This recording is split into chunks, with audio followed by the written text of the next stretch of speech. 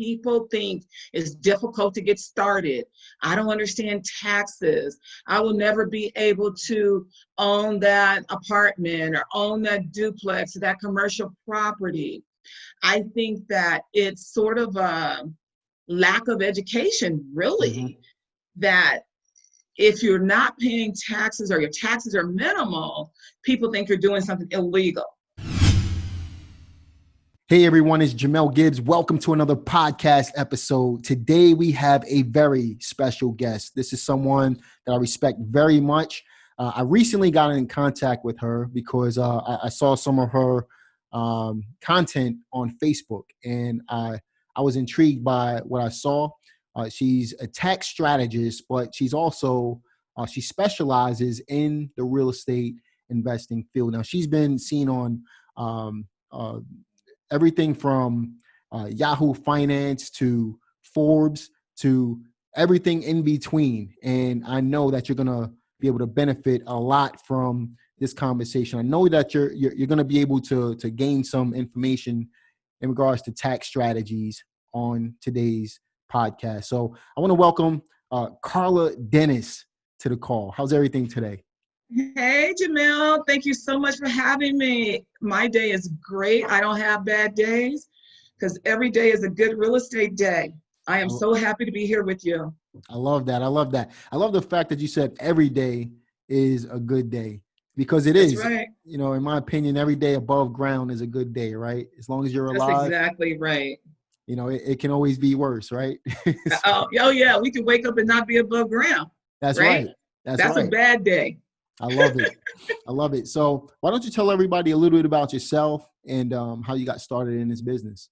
Absolutely. So I'm born and raised in Compton, California. I'm a West Coast girl, raised by parents that were very disciplined. And I went to school and majored in accounting, hated taxes when I was in my undergrad program, to be quite frank with you. Jumped out of that undergrad program with my degree in accounting. I went to work for a tax law firm as an administrative person.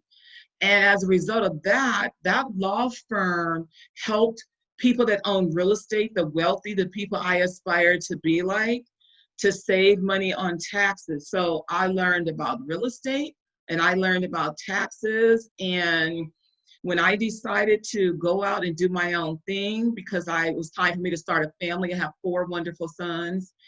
And I said, you know what? I believe in Carla Dennis. So I went out and I just started my own business, one person at a time. Love it. I love it. And I love the fact that you mentioned you were from Compton. Yes. I'm from Brooklyn, as you know, and we kind of have the same background. I think that it's important when you meet people and you gel with people to make sure that you guys can, us in general can have that type of conversation. So we understand each other, right? We understand that. Absolutely. How difficult. Absolutely. We understand how difficult they can be coming from type of neighborhoods we come from. But we're here to show everybody that this is possible for anybody, right? So we come from a certain background, but we made it out. And we're here to show everybody else that they can do it as well. So I love that. I love the fact that you mentioned that. And they can make it out. I think that when you come from a neighborhood like you and I, literally the projects, you realize that when you come up against some things, you can handle it because you have ran from gangs, you have flipped over fences. This girl can still hop a fence today. Let me tell you, I know how to get over some fences. So you know how to get over some hurdles and you don't give up. You just keep it moving and you align yourself with some good people like yourself, and you just are going to put one foot before the other and keep going. That's right. I love that. And I love the fact that you mentioned hurdles, because that's what business is all about. You're going to come across hurdles. You just need to get over those hurdles. And, we'll talk about that a lot on the podcast today as well. So, just to kind of jump into the meat and potatoes here a little bit. How did you end up in the tax niche? So funny. Literally, when I graduated college, and I tell you, I graduated by the skin of my teeth, got out, I failed some accounting classes, had to retake some classes. And then when it came time to graduate, they had recruiters on campus from big CPA firms. And I didn't land that job. I didn't get the job in the CPA firm. And I was sort of, back then a little miffed, a little hurt, but I did land an administrative role in a tax law firm, typing up tax briefs. Believe it or not, I did know how to type. They were looking for somebody that had kind of a numbers background, so I did have that. And when I got in that law firm, to me, it was another education. Like, I don't believe that we ever go to work for somebody and to get paid. Like, I think we go to work for somebody to get that money, and that's an education too, right? Working for somebody, you need to learn something.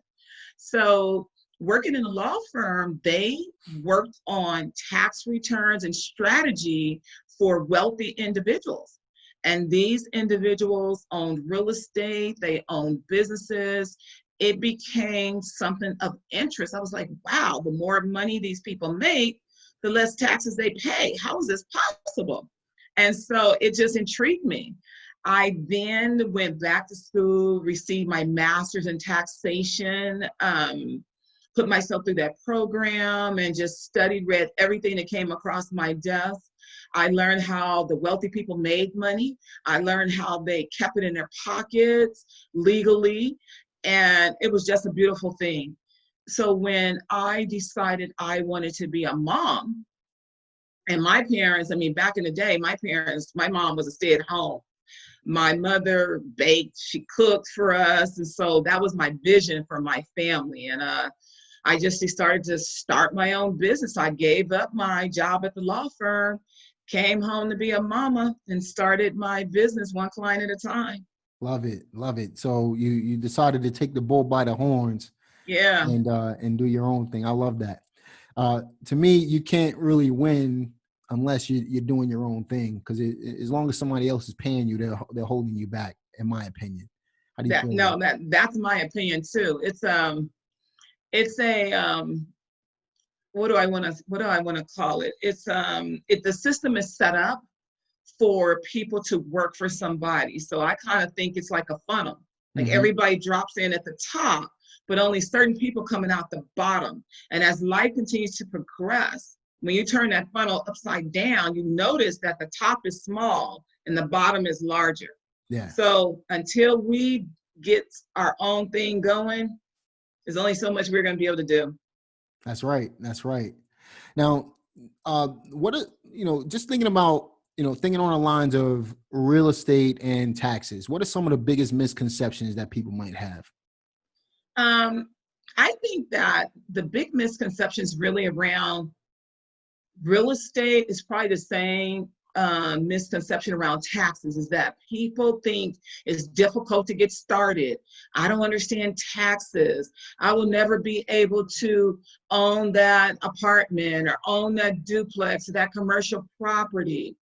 I think that it's sort of a lack of education, really, that if you're not paying taxes or your taxes are minimal, people think you're doing something illegal. And that's not true. The system is set up to minimize tax if you are an investor, and how to write off almost anything, literally. And then when it comes to real estate, on the other side of that equation, I think people look at buildings and property. I used to be like that. I used to look at, property and think, oh my God, those people parents must have given that to them. Like, I would never own something like that, right? I just think believing in ourselves is really the misconception out there. It's just not understanding, not being educated. I love that. I love that answer, because a lot of us, we do doubt what we're capable of doing within itself, right? We can do more than what we think we can do. It's just the mindset shift is what's going to help you to get from where you are now to where you want to go. So when you think about taxes in general, you think about real estate investing, and understanding that there's a lot of things that you can write off. When you think about all of these things that business owners have to learn when they come into the real estate niche. And you think about, like I said, you recently had a video on how to write off just about anything using a new tax code. How can we use that same concept to write off things in regards to our businesses or real estate. Is that clear? Oh, yeah, absolutely. That is as clear as mud. No, I got it. It's great. So the way, really, you got to think of it like this. So I like to tell people there's really two taxpayers that are going to benefit from the tax code. Two ways that you could go in the tax code. If you're a W-2 wage earner, there's limits on how much you can write off. You can itemize deductions, only your own primary residence, but you're kind of put in a box. When you are a business owner, when you own real estate, and when you structure yourself correctly, the tax code literally and the write-offs become the size of an ocean. So you are literally going from maybe a glass of water as just a W-2 wage earner. But if you plus that with a business, you plus it with real estate, oh my gosh, now you are playing a bigger game. And that game is really navigating through the tax code and finding all of the nuggets to allow you to have the write-offs. And I guess for me, I love studying law. I love studying tax code. The average person is not going to do that, but this is what I will say. If you can link it, that write-off, whatever it is, I do not care if it's a yacht, a sports car, your home office, your kids' private tuition, a girl getting her hair done, whatever it needs to be. If you can link it to the pursuit of income, you can write off almost anything. You just got to link it to that pursuit of income. So, for example, if I wanted to go away to, we recently went to St. John, U.S. Virgin Islands, and if I would have had, let's say, a mastermind there and had a group of business people come down, I could have turned that vacation into some type of write-off as well, right? That's exactly right. So we don't go on vacations ever. There's no such thing as a vacation. We're always going on an educational trip. And if by circumstance, we decide that we're going to spend some time on the beach having some Mai Tais or whatever we're going to do, that's just by circumstance. But we're always in the pursuit of education and knowledge. If it's no more than going to go look at their real estate, going to go look at their property, going to go figure out how we can get some investments wherever it is that we're going. There's never vacation. That's right. So that way we get the write off that trip, or that's right. Whatever it is. What Carla is saying is whatever you guys decide to do, if you're taking a trip, if you're spending money on a new house, write off a portion of your house. I write off my home office. If you write off, if you decide that you're gonna do something, make sure that there's some business wrapped around it, and you can use that as a benefit to write off and save money on taxes. Is that about right? Absolutely. That you're getting it. Look at you. And here's the other thing. I think sometimes people think because they own real estate, that is quote unquote not a business because they're generating that passive income. So I don't want passive income for tax purposes to preclude people from thinking they can't write off and be in a business. Technically, you are in a business. Mm-hmm. Exactly. So when it comes to real estate and some of the obstacles people might face when it comes to writing off certain things, what do you see? What are some of the roadblocks that you might see people face, or some of the obstacles that they may face when trying to write off certain things? So a couple of things are typically when person is trying to do their write-offs for real estate, they limit themselves to only those deductions that are directly associated with their real estate, the basics, the taxes, the mortgage, the insurance, when there's so much more to it. They don't think and put on that business owner hat, are really fully put on the investor hat, right? They only think about, oh, these write-offs only pertain to the actual property. But what about their time, effort, and energy to get that property? Did they have to go somewhere? Did they utilize their car? Did they travel? Did they buy a book? Did they do some coaching? What are those other expenses that got them to that real estate? I think that they only align themselves with just that one thought process. That's one thing. The other thing that I think that individuals do often is real estate is its own niche, if you will. It's sort of a specialty, and not really working with someone that understands it, I think you lose, right? Because they're not going to know the other things that you could write off. So I like to do business with people that are a lot like me in terms of, if I'm investing in real estate, I want to hang out with people investing in real estate. I'm not buying real estate from someone who's never owned real estate before. Like, what exactly could you tell me? I just kind of feel like it's just important to align yourself with people with this is what they do, and stop taking no for an answer. I love that. And you know what? It's important to understand exactly what Carla just said. Number one, surround yourself with like-minded people. And in addition to that, you'll be compared to the closest 5 people you hang out with, right? Yep. So if you're hanging out with a tax strategist or a real estate investor or someone that understands taxes and real estate, then you'll understand how the game works as well. But That's right. At the end of the day, it really is all about understanding what you can write off and what you can't. One thing that I used to do when I first started in business, we're talking 18, 19 years ago, I used to write everything down that I spent money on. That was one of the hurdles that I personally faced, just keeping track of all of that stuff. So I ended up hiring out a bookkeeper at first at $25 an hour. Do you recommend our listeners go out and get a bookkeeper? Should that be one of the first steps, or should they? I think to answer your question, at the very least, they should have some type of app on their phone that links to their bank account that can aggregate their income and expenses.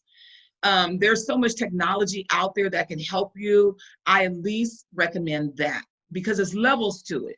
Then your next level is you hire yourself a bookkeeper, assistant type of person. Then your next level is get yourself an accountant that can kind of advise you, and then start to level up. Because if you're always looking down, you don't begin to level up, you're not going to come up. So you have to start somewhere. I have this system called 12 by 12 where I tell people, okay, at the very least, spend 12 days pulling together your information. The first day, do January. Second day, do February. Get yourself caught up. Once you're caught up, get yourself on some type of app or application or software. If you don't know how to do that, find a millennial. They know how to do it all. Give them a couple of bucks. They'll do it for you. But we got to start getting ourselves to that next level, because in all things, in terms of tracking our income and expenses, in terms of educating ourselves, keeping that muscle in our mind sharp, in terms of up leveling to the next level of real estate, just all of it. We just have to continue to level up. That's right. I love that. I love the steps too, because I wouldn't have, I wouldn't have thought about using an app to sync everything in, because I automatically went to a bookkeeper. But like you said, there's levels to this. So you got the app first, then you got the bookkeeping, then you get the accounting going, so on and so forth. And that just makes life a lot easier for you at the end of the day. So if we had to give our listeners let's say a 5-step process to really get started organizing their real estate business and making it tax friendly, what would that 5-step process be? Absolutely. So the first thing I would highly recommend, to your point, is organization. Got to get organized, because money just does not flow to chaos. That's number one. Get yourself organized. The next thing that I would say to anyone is find yourself a mentor that you're going to work with. Humble yourself, and find somebody that's above you that you can associate yourself with, because they're going to teach you some things. Once you do that, you get yourself organized, then figure out what is it that you want to accomplish. I think that too many of us have not really figured out what we want to do when we grow up.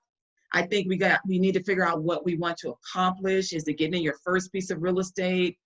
And once you figure out sort of where you want to go, then we need to sit down with somebody that knows how to get you structured. Get your structure in order, get your accounting house in order, maybe set up an entity so that you are ready to go. And as opposed to like waiting, right? Like just keep making those steps. So it's get that organization in place. Key, gotta know where you are. Order is very important. Get yourself aligned with a mentor. Super important to align with a mentor. Define some goals on what you want to accomplish. Get those goals written down.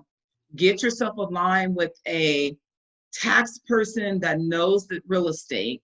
And you'll know if they know real estate because you'll start talking to them about real estate. And they'll tell you about real estate. That's right. And then literally put together a strategy to mitigate tax. That's really it. Awesome. So obviously you have, you're in California. Do you work with individuals nationwide, or are you just working with individuals in California only? We work with individuals in all 50 states. So I'm licensed as an enrolled agent, meaning I'm licensed in all 50 states, as opposed to like a CPA that's licensed in their own state. Mm-hmm. Most of my clients, they own real estate in multiple states, right? Because now, I mean, we're in a global economy. I have clients that are from different regions, Canada, Australia, different places. So we can do and work with people anywhere. I love it. So if our listeners wanted to get in contact with you, how should they do that? Absolutely. So they can certainly go to our Facebook page or Instagram page. That's Carla Dennis Inc., and that's Carla with a K. They can always email us info@carladennis.com. They can Google me. I'll pop up. Whatever we can do to provide them some education. We give away a lot of content just to educate people, because at the end of the day, we can all get better if one of us just devotes some time to giving to others. Love that. Love that. And I'm going to go ahead and link all of that information in the show notes as well, in the description box that's attached to this video. So at the end of the day, you know, taxes, real estate investing, all of this stuff plays a major role in the average investor's business. We all want to save money on taxes. Carla has one of these, she has one video that I recently saw. I think I mentioned it already, how to write off just about anything using a new tax code. I highly recommend you guys check that out as well. What are some of the tips from that video, by the way? Absolutely. So tip number one from that video is don't fear IRS. Don't think you can take write-offs. Tip number two would really be follow the law. There's code sections out there, for example, code section 162, that says you can take all your write-offs associated with income. We need to know that code section so that we don't preclude ourselves from taking write-offs. We need to document our write-offs. To your point, get an app, get a bookkeeper, because the law says we need to show proof of those expenses. So we want to follow the law. We want to do the right thing and make sure we show proof of those expenses. We want to be in a business. So get those entities set up, whether it's an LLC, whatever it is that you need to do. And really, you just got to lean into it and sharpen yourself, learn every single day, and get all those write-offs. Like, do not think something cannot be a write-off because you don't know how to make it a write-off. Right? Don't limit it because you think it can't be a write-off. Love that. Love that. So you can write off just about anything. And just really about, not everything, but almost anything. Almost anything. And literally pay less in taxes because of it. Especially, right. and I know this to be true, especially when you're a business owner. That's why I prefer to run my business as a business rather than a sole proprietorship. Because you get other benefits being a business owner. We use LLCs. Other businesses may use different entities, but you definitely want to check with Carla or your tax professional or attorney to get more information about that as well. But are you reading any books right now, Carla? I am. I'm always reading books. I am a serial book reader. I'm reading a book right now, Women Work and the Will to Lead is the book that I'm reading. It's by Cheryl, I want to say Sandberg. It's really interesting. I'm really into leadership, right? So in order to create a business and get away from just being a solopreneur, I had to learn how to be a better leader. And so I'm into this leadership and training my staff so that they can be better leaders and they can teach others to lead. I'm always reading. I love it. Awesome. I'm going to recommend that book in the show notes as well. But Carla, it's been a real pleasure having you on the on a podcast today. Any last words for our listeners? Absolutely. What I would love to say is I believe that you should pay your fair share of tax using the tax code, but I do not believe in leaving Uncle Sam a tip. If you're overpaying taxes, you are leaving Uncle Sam a tip. I love that. I've never heard anybody say that before, leaving Uncle Sam a tip. So pay your fair share of taxes, but don't overpay, because That's then right. that money is going, that's extra money that could be going into your pockets. Yeah, or into some real estate. That's right. That's right. Save money and put it into more investments, which is going to bring you more passive income. Well, Carla, it's been a real pleasure having you today. Looking forward to having you on board again sometime in the future, and maybe we'll cover some other tax strategies then. Is that okay? Absolutely, Jamel. I appreciate you. Thank you so much for allowing me to be here with your listeners. Excellent. And I'll talk to you guys on the next podcast. See you then.